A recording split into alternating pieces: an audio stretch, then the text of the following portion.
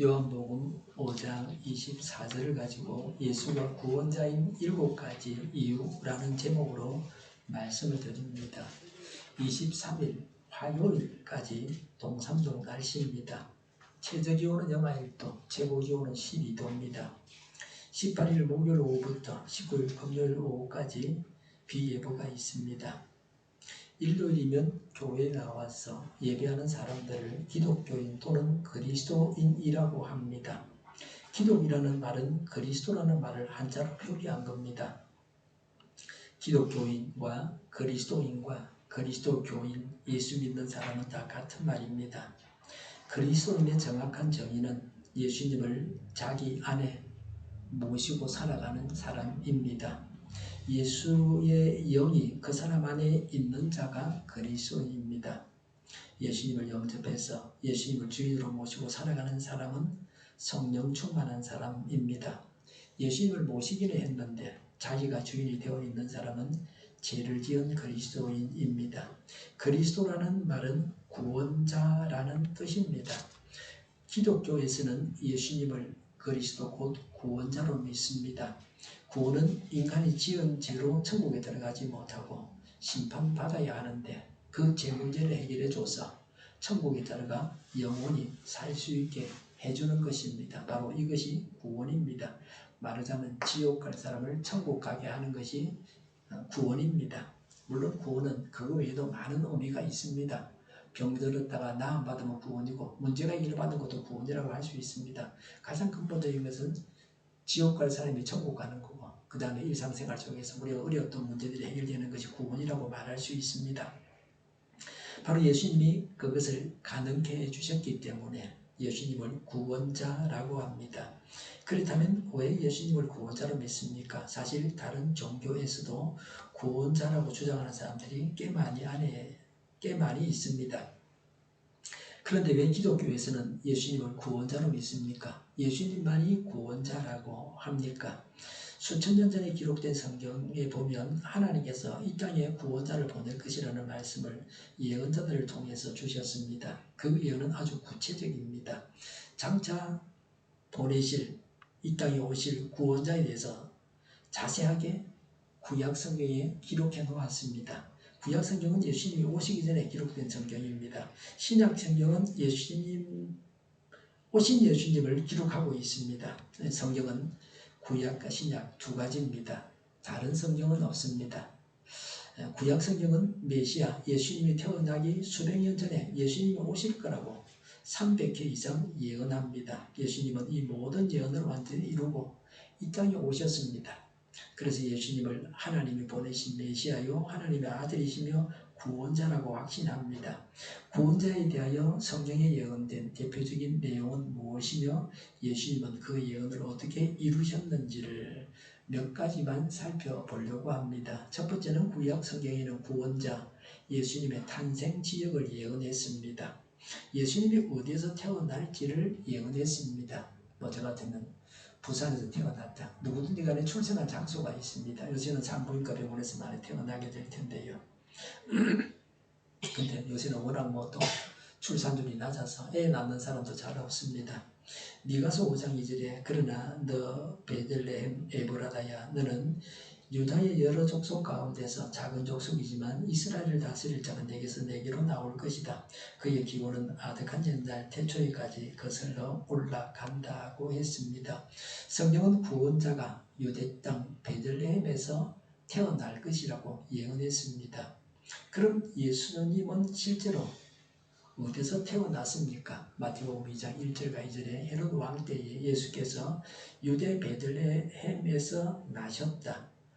그런데 동방으로부터 박사들이 예루살렘에 와서 말하였다고 했습니다. 예수님은 유대 땅 베들레헴에서 태어나셨습니다. 원래 예수님의 아버지와 어머니는 유대 베들레헴에 살고 있지 않았습니다.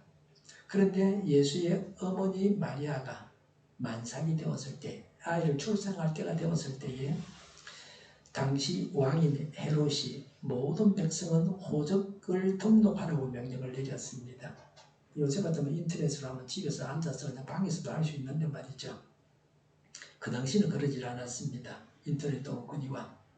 그 명령을 따라서 호적 등록을 하기 위해서 자기들의 본적지에 가서 해야 했습니다. 사는 곳은 나사렛인데 거기까지 가려면 한참을 걸어가야 됩니다. 무슨 자가용이 있는 것도 아니고 짐승을 탈 형편이 되는 것도 아니었습니다. 그때 예수님의 아버지 요셉의 본적지가 유대 베들레헴이었기 때문에 호적을 하기 위해서 그곳에까지 갔다가 거기에서 예수님을 낳았습니다. 그래서 하나님 말씀이 이루어졌습니다. 그리고 두 번째, 구약 성경에는 구원자가 처녀의 몸에서 태어날 것이라고 예언을 했습니다. 처녀의 몸에서 애는 못 태어나죠. 남자가 있어야 되지. 여자만 갖고는 안 되지. 남자만 갖고는 안 되지. 정자가 있어야 되는데 예수님은 처녀의 몸에서 태어나셨습니다. 보통 사람과는 다릅니다. 이사야 7장 14절에 그러므로 주님께서 친히 다윗 왕조의 한 징조를 주실 것입니다. 보십시오. 천사가 잉태하여 아들을 낳을 것이며 처녀가 잉태하여 아들을 낳을 것이며 그가 그의 이름을 임마누엘이라고 할 것입니다. 라고 했습니다. 결혼한 여자가, 남편 있는 여자가 부부 생활에서 애 낳는 게 정상인데 그렇게 말하지 않고 처녀가 애를 낳는다 그랬습니다. 구원자는 인간이 지은 죄의 문제를 해결해 주는 분입니다. 그런데 인간이 남자와 여자를 통해서 태어나게 되면 첫사람인 아담과 하와의 죄가 그대로 유전되어서 날 때부터 죄인입니다. 그래서 남을 위해서 죽을 수가 없다. 자기 죄를 대신해 죽어야 돼. 자기 죄 값을 지불해야 되지 남 죄 값을 지불해 주고 대신 대속제물이 될 수는 없습니다. 그래서 인간을 죄에서부터 구원할 수 있는 자는 자신이 먼저 죄가 없어야 했습니다. 그러기 위해서는 이 땅에 올 때에 남자를 통하지 않고 오셔야 했습니다. 물론 남자도 필요 없다. 그럴 수도 있겠지만 그런 남자는 여자의 몸에서는 나게 하셨습니다. 하나님이.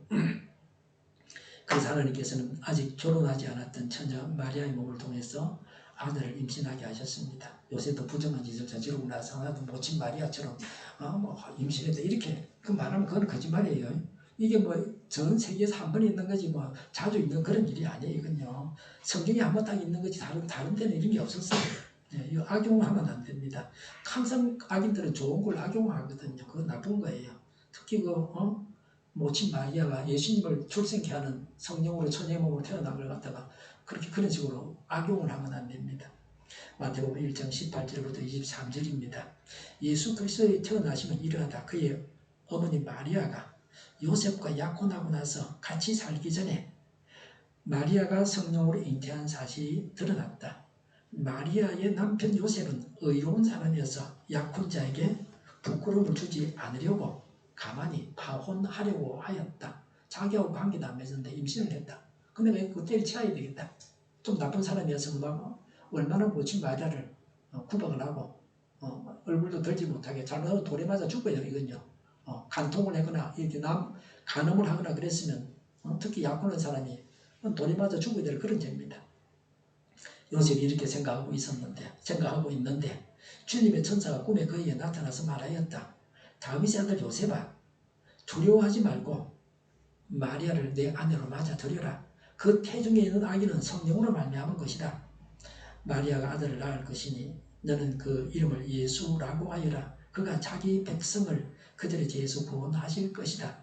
이 모든 일이 일어난 것은 주님께서 예언자를 시켜서 이르시기를 보아라. 동정녀가, 처녀를 말하는 거죠. 남자와 관계하지 않은 여자가 잉태하여 아들을 낳을 것이니 그의 이름은 임마누엘이라고 할 것이다. 하신 말씀을 이루려고 하신 것이다. 임마누엘은 번역하면 하나님이 우리와 함께 계시다는 뜻이다 라고 했습니다.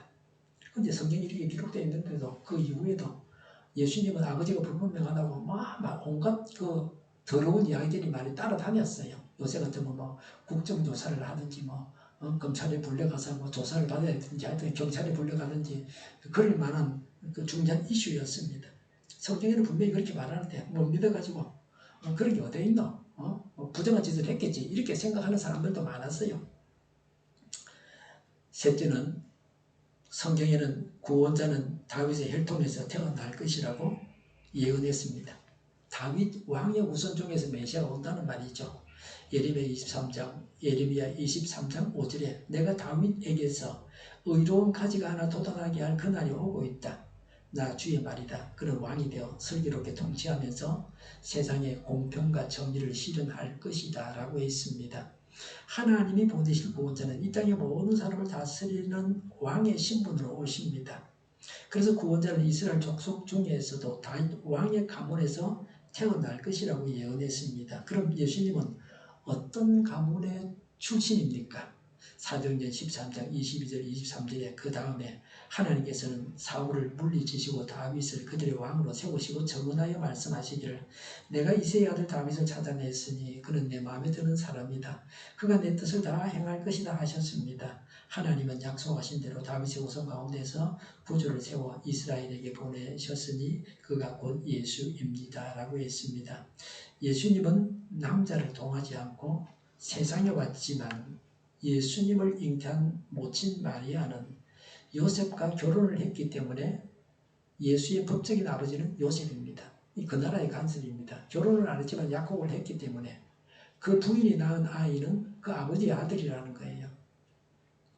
뭐 영국 같으면 요새 얼마 전에 그 추잡한 이야기가 있었죠. 그 왕세자였을 때 그 부인이 애를 낳는데 그게 남편 애가 아니라는 거예요. 근데 그걸 그냥 받아들이고 그 왕족으로 그냥 있었죠. 예. 근데 예수님의 경우는 그런 건 아닙니다.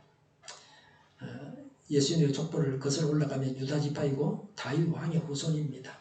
그래서 성경 말씀이 이루어졌다는 거예요. 처녀의 몸에서 태어났지만 그 처녀가 요셉의 아내다.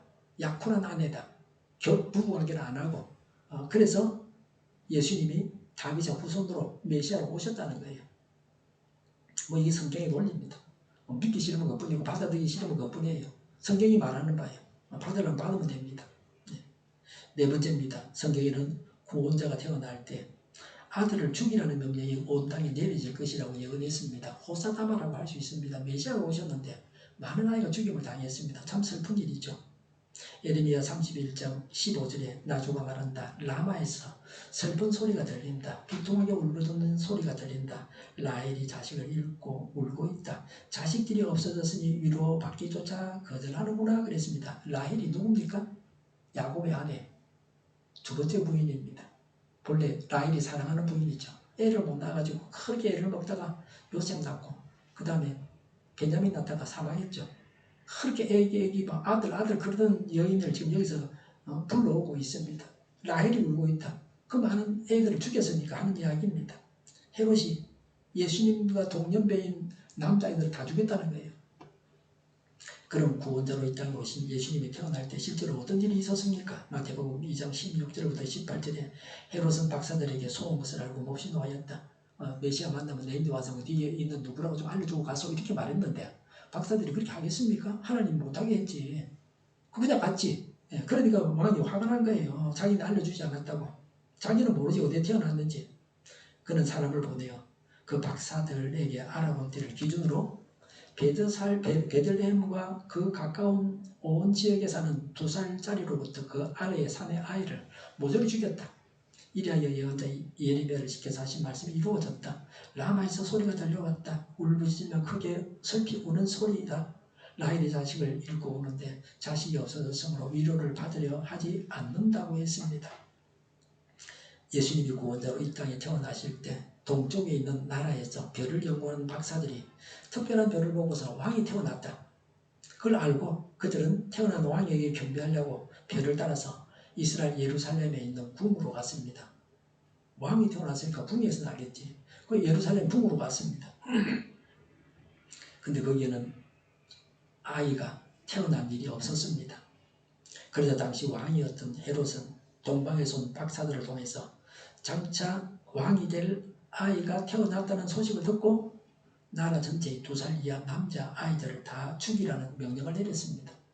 그러니까 헤롯이 생각하는 왕하고 하나님이 보내신 메시아 왕 예수님은 사실은 종자가 완전히 다른 거예요. 헛짚은 거죠. 집을 뺏어갈까 싶어서 집 앞을 뺏길까 싶어서 하는 소리겠죠.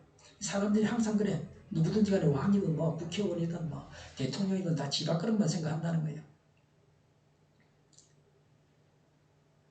2살 아래 다 죽이면 뭐 그 중에는 끼어 있겠지 이렇게 생각하는 겁니다. 가려낼 방법이 없으니까요. 자신의 가문이 아닌 다른 가문에서 왕이 될 아이가 태어났다는 말에 위기를 느낀 겁니다. 그때 천사가 예수의 아버지 요셉에게 나타나서 이집트로 피하라고 그렇게 알려줬죠. 왕이 손석이 전에 먼저 이집트로 도망을 갔습니다. 요셉은 그 말을 따라 이집트로 피신을 하여 예수는 죽임을 당하지 않았습니다. 지금도 이스라엘 남쪽으로 쭉 내려가면 바로 이집트예요. 그게요. 그 옛날 성경에는 애굽이라 그러는데 제가 볼 때는 이집트로 번역하는 게 맞다고 생각합니다. 사람이 하나님의 뜻을 대적하지만 하나님께서 하시는 일을 막지는 못합니다. 하나님은 더 강력하게 하나님의 일을 완성시키셨습니다. 메시아를 보내셨는데 아기 예수가 헤롯 왕에게 죽임을 당하도록 하나님이 내버려 두시겠습니까? 헤롯을 손꼽보듯이 보고 계시는 하나님이신데요. 그 속의 생각까지 다 알고 계시는 하나님이신데 먼저 소주를 쓰고 선주 쳐서 다 빼냈습니다.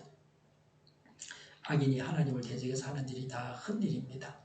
우리가 하나님 앞에 바로 서기만 하면, 이 땅에 하나님의 교회가 바로 서기만 하면, 예수 믿는 우리가 하나님 앞에서 성결하기만 하면 악인이 우리를 위협해도 두려워할 필요가 없습니다. 하나님께서 지켜주시기 때문입니다. 망하는 것은 죄 때문에 망하는 겁니다. 하나님이 지켜주시지 않은 게 아니고 죄가 있어서 망하는 겁니다. 경건하고 의롭고 교회가 바르기만 하면 하나님이 지켜주십니다. 악인이 애쓰고 수고한 모든 것이 수포로 돌아갈 것입니다. 악인은 창피를 당하고 말 것입니다. 그리고 망할 것입니다. 악인은 다시 서지 못할 것입니다.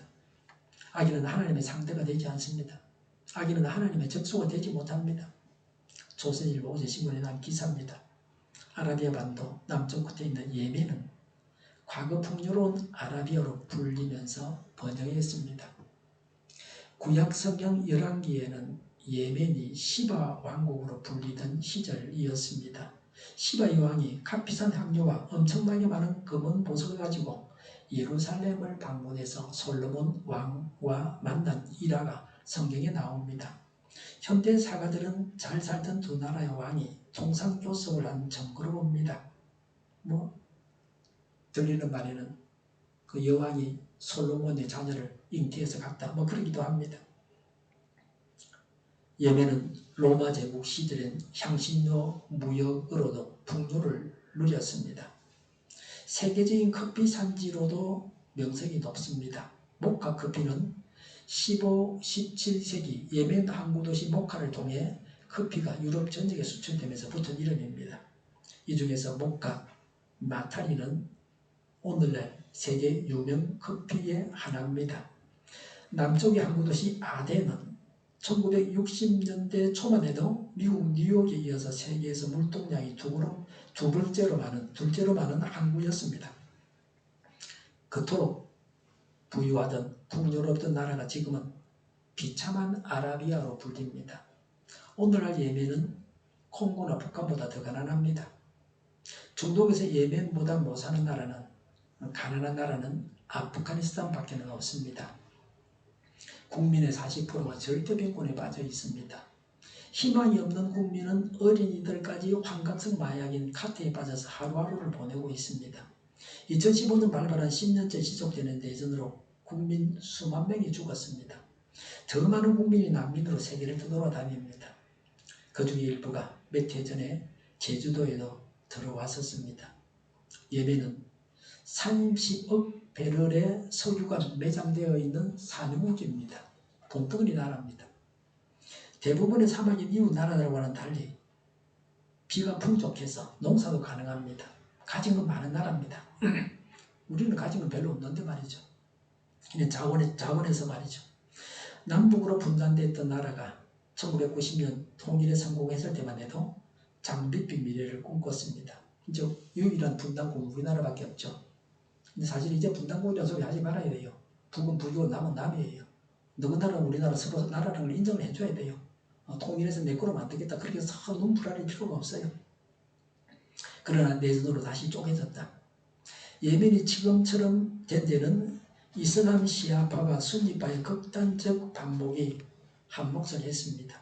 통일 전 소련에 의지해서 연맹을 하다가 소련 해체 후에 경제가 파탄난 남북 공산주의 잔존 세력이 있습니다. 2011년 아랍의 봄으로 퇴진한 독재자 살레와 집권 세력의 부패가 삼각파도처럼 이 나라를 덮쳤기 때문입니다. 서로 싸우는 거예요. 힘을 합쳐서 잘 살아보자 그러면 될 건데 힘을 합쳐서 서로 싸운다. 세계 종파가. 그리고 이슬람 그 종파 두 개도 막 서로 싸운다. 내전에서 반군 지도자 후티가 사망했습니다. 그 부하들인 후티 반군은 결국 수도 사나를 장악하고 사실상 예멘을 통치하고 있습니다. 이들의 모토가 뭔가? 국가 재건과 인생이 아닙니다. 백성들을 배불리 먹여보자. 그런 게 목표가 아닙니다. 미국의 죽음을, 이스라엘의 죽음을, 이것이 그들의 목표입니다.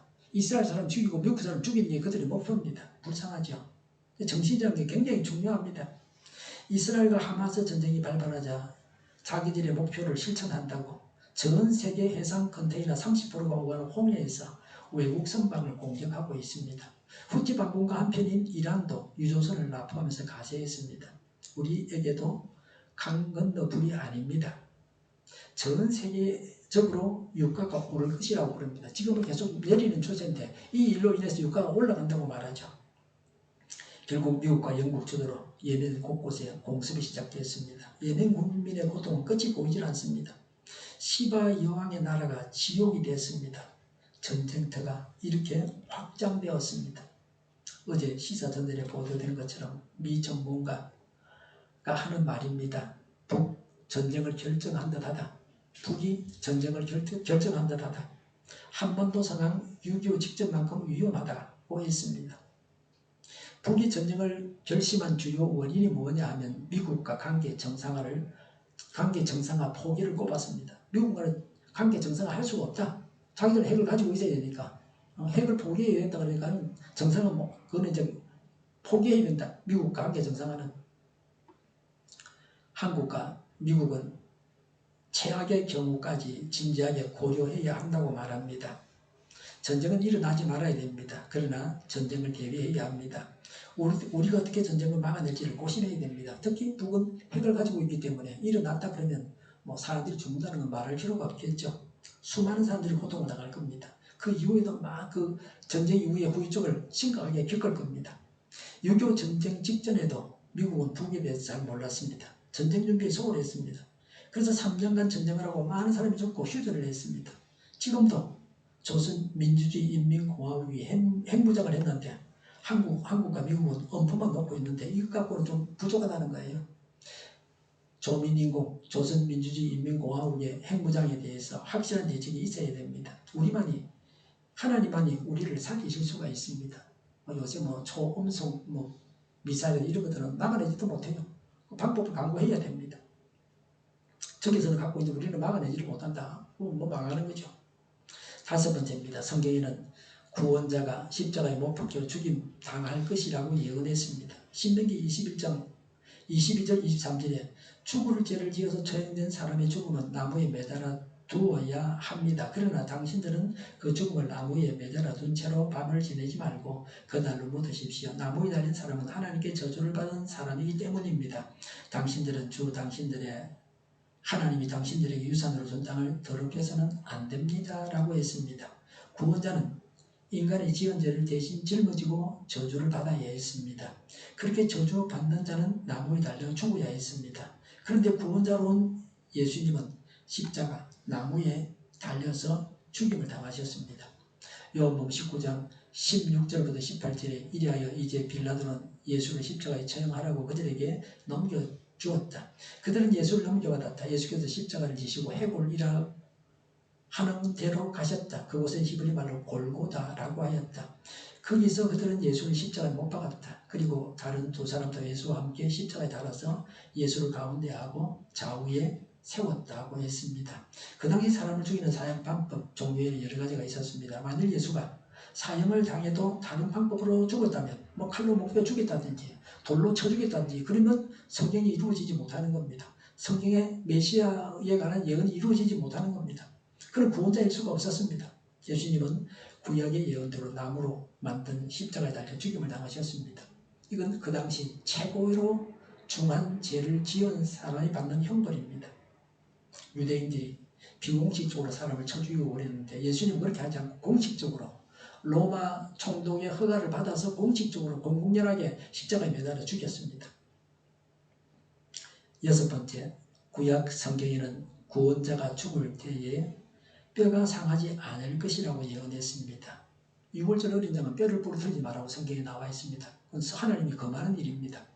유월절 어린 양이기 때문에 뼈가 하나님께 드려진 제물로서 뼈를 부러뜨리면 안 된다는 거예요. 고기는 뜯어먹더라도. 이사야 34편 20절에 뼈마디 하나하나 모두 지켜주시니 어느 것 하나도 부러지지 않는다고 했습니다. 구원자가 인간을 위해서 죽는다고 하는 것은 제3을 위해서 하나님께 드릴 제물이 된다는 의미입니다. 사람을 대신해서 예수님이 대신 죄값을 지불하고 죽임을 당한다. 인간들을 대신해서 죄를 용서받게 하기 위해서 하나님께 드리는 제물은 그 뼈를 꺾지 말라고 하셨습니다. 그런 의미에서 구원자가 하나님께 드려질 때는 뼈가 꺾여서는 안 됩니다. 당시 십자가에 처형당하는 사람들을 보면 모두가 뼈를 꺾였습니다. 그럴 수밖에 없었습니다. 십자가에 처형하기 전에 손과 발에 못을 박아서 매달아 놓습니다. 그러면 시간이 갈수록 점점 호흡하기가 어려워집니다. 숨쉬기 어려워집니다. 숨 못 쉬면 죽게 되죠. 그때 처형당하는 사람이 조금이라도 호흡을 오래 유지하기 위해서 발끝에다가 힘을 줘가지고 호흡을 이어갔습니다. 그런데 그렇게 되면 어떤 사람은 십자가에 달린 채로 며칠 동안도 살아있는 때도 있었습니다. 사형을 집행하는 군인들은 마지막으로 사형수의 정강이 뼈를 큰 망치로 내리쳐서 부러뜨려서 더 이상 발끝에 힘을 주지 못하게 했습니다. 로마 사람들은 십자가에 매달아 놓고 며칠도 두고 오래 두고 그러는데 유대인들은 그렇게 하면 안 됩니다. 그날 끝장을 내야 됩니다. 십자가에서 내려야 됩니다. 그래서 죽여야 되죠. 그래서 정강이 뼈를 쳐서 발끝에 힘을 주지 못하게 해서 숨을 못 쉬게 해서 숨 못 쉬고 2, 3분이면 사람이 죽게 되어 있죠. 그런데 예수님은 십자가에 달려서 죽임을 당하셨지만 뼈가 부러지지 않았습니다.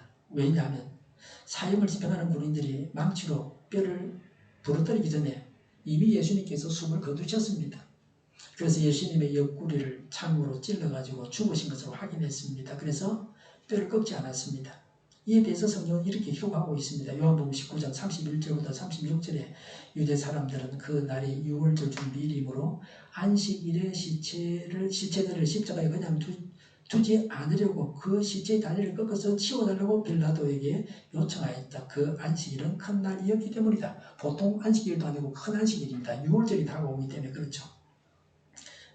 그래서 반드시 그 십자가에서 죽은 사람들을 내려야 된다는 거, 달아놓으면 안 된다는 거예요. 그래서 병사들이 가서 먼저 예수와 함께 십자가에 달린 한 사람의 다리와 또 다른 한 사람의 다리를 꺾고 나서 예수께 와서는 그가 이미 죽으신 것을 보고서 다리를 꺾지 않았다. 그러나 병사들 가운데 하나가 창으로 옆구리를 찌르니 곧 피와 물이 흘러나왔다. 이것은 목격자가 증언한 것이다.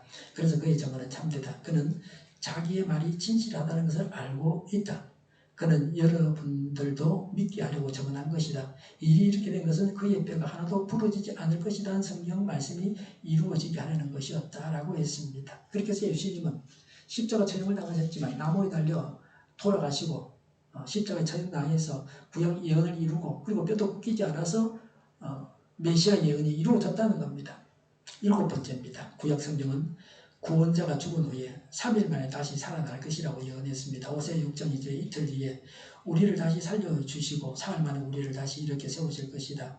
것이니 우리가 주님 앞에서 살 것이다. 라고 했습니다. 시편 16편 10절에 주님께서 나를 보호하셔서 죽음의 세력이 나의 생명을 삼키지 못하게 하실 것이며 주님의 거룩한 자를 주님 죽음의 세계에 버리지 않으실 것이기 때문입니다. 라고 했습니다. 하나님께서 구원자 예수님을 셋째 날에 살려주실 것이고 결코 죽음의 상태에 버리지 않을 것이라고 말씀하셨습니다. 그뿐만 아니라 구원자로 온 예수님도 이미 자신이 죽게 될 것과 그 후에 3일이 지나 다시 살아날 것을 몇 번이나 예언을 하셨습니다. 그냥 돌아가시고 난 다음에 그냥 우연히 부활하신 게 아니고 예수님이 살아계시는 동안에 수차례 내가 부활한다고 말씀을 하셨어요. 마태복음 16장 21절 그때부터 예수께서는 자기가 반드시 예루살렘에 올라가야 하며 장로들과 대제사장들과 율법학자들에게 많은 고난을 받고 죽임을 당해야 하며 사흘째 되는 날에 살아나야 한다는 것을 제자들에게 밝히기 시작하셨다 라고 했습니다. 그 외에도 마태복음 17장 22절과 23절 또 마가복음 10장 17, 19절에 예수님이 예언한 말씀이 기록되어 있습니다. 마태복음 17장 22절 23절에 제자들이 갈릴리에 모여 있을 때에 예수께서 그들에게 말씀하셨다. 인자가 곧 사람들의 손에 넘어갈 것이다. 사람들은 그를 죽일 것이다. 그런데 그는 사흘째 되는 날에 살아날 것이다. 그렇게 말씀하시니 그들이 몹시 슬퍼하였다. 예수님이 부활한다는데 이게 슬퍼한다. 이게 문제가 많은 거예요. 제자들이 사실 이게 예수님 오실 때 좀 한심하다 이런 면에서 보면 말이죠. 부활하시면 좋아해야 될 건데 말이죠. 그 이야기 부활한다고 믿어지지 않는 거예요. 이 사람들은요. 예수님이 부활한다고 그렇게 말을 해도 안 믿는 거예요. 안 믿어지는데 어떡하겠어요. 마태복음 20장 17절부터 19절에 예수께서 예루살렘으로 올라가시면서 12 제자를 따로 곁에 불러놓고 길에서 그들에게 말씀하셨다. 보아라, 우리는 지금 예루살렘으로 올라가고 있다. 인자가, 예수님을 말하죠. 대제사장들과 율법학자들에게 넘겨질 것이다. 그들은 그에게 사형을 선고할 것이며 그를 이방 사람들에게 넘겨주어서 조롱하고 채찍질하고 십자가에 달아서 죽게 할 것이다. 그러나 그는 사흘째 되는 날에 살아날 것이다 라고 했습니다. 그리고 예수님은 실제로 십자가에 죽어서 장사 지낸 후에 3일 만에 다시 살아나셨습니다. 마가복음 16장 5절과 6절에 그 여자들은 무덤 안으로 들어가서 웬 젊은 남자가 흰옷을 입고 오른쪽에 앉아있는 것을 보고 몹시 놀랐다. 그가 여자들에게 말하였다. 놀라지 마십시오. 그대들은 십자가에 못 박으신 나사렛 사람 예수를 찾고 있지만 그는 살아나셨어. 그는 여기 계시지 않소. 보시오, 그를 안장했던 곳이오라고 했습니다. 사실 구원자에 대한 다른 예언들은 누군가 철저히 계획하여서 꾸밀 수도 있습니다. 그러나 사람이 죽었다가 다시 산다는 것은 그 어떤 방법으로도 꾸밀 수 없습니다. 죽은 후에 다시 산다는 것은 오직 하나님께서 보내신 구원자만이 가능한 것입니다. 그러므로 기독교에서는 예수님을 하나님으로 보내신 구원자로 믿습니다. 그래서 구원자 예수 그리스도라고 합니다. 우리는 지금 하나님께서 보내신 구원자에 관한 7가지 예언만 살펴봤습니다. 성경에 나온 구원자에 관한 예언은 중요한 것으로만 봐도 한 300개가 넘습니다. 그런데 그 많은 예언을 하나도 빠짐없이 우연히 성취할 확률은 거의 0에 가깝습니다. 그런데 예수님은 그 모든 예언을 다 이루셨습니다. 제자들 중에서 예수 믿는 사람들 중에서 예수님이 부활한다 그랬지. 내가 그래서 이제 돌아가셨으니까 부활하는가 보자고 기다리는 사람 아무도 없어요. 예수님 부활하는 걸 보고 전부 놀랬다. 그때서 예수님 말씀이 또 사실을 고지고대로 말했다는 걸 그때서 알았습니다. 그래서 예수님을 구원자로 우리가 믿는 겁니다. 요한복음 5장 24절에 내가 진정으로 너희에게 말한다. 내 말을 듣고 또 나를 보내신 분을 믿는 사람은 영원한 생명을 가지고 있고 심판을 받지 않는다. 그는 죽음에서 생명으로 옮겨갔다고 했습니다. 예수를 구원자로 믿으면 그는 영원히 살게 된다고 했습니다. 인간은 죄로 인해서 죽을 수밖에 없는 존재입니다.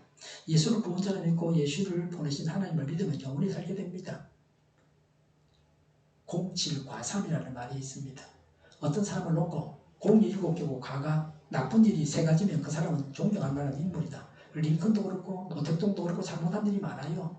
그런데도 불구하고 잘한 일이 많으니까 존경하고 그 사람 동상도 세워놓고 국가적으로 위대하게 모시는 거죠.